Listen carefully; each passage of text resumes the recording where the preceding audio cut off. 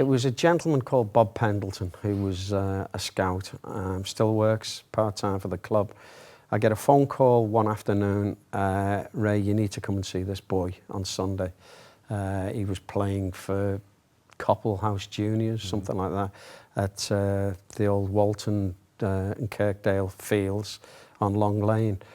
I turned up and it was like a who's who. There were that many scouts from all over, and this is an 8-year-old boy. I said to him, Bob, we need to sign him. Right, I'll bring him in on Monday. Get home, phone goes, he's going to Liverpool. I said, what do you mean? He said, well, he's got a trial at Liverpool. Anyway, I can't go into too much detail because I know a lot of people at Liverpool and I wouldn't be allowed in there again, but put it this way, he actually turned up in his Everton kit, wouldn't change it, and that night we signed him. Joe Rowe was the manager. Unfortunately, he was still at Belfield. So I called on Joe and I said, look, we need to sign this young boy. He's from Croxteth, local lad.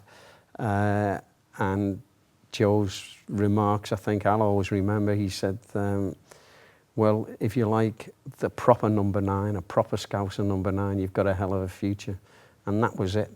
And the rest sort of fell into place. At every year that Wayne was asked to do something, you know, he would do it and he would get better. And every challenge that you set him, and that's what set him apart.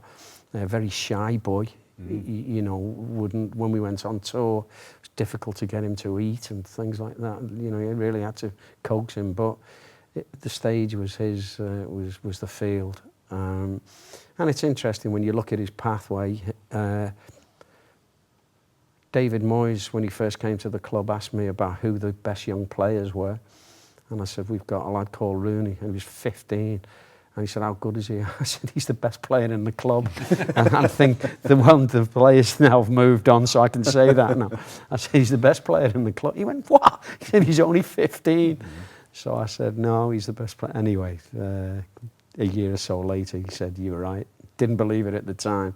But at 16, he was the best player in our team. At 17, he was the best player in England, I would say.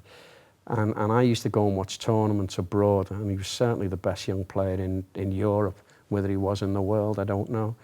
And his records, whatever record's been in front of him, it's been a challenge that he's overcome.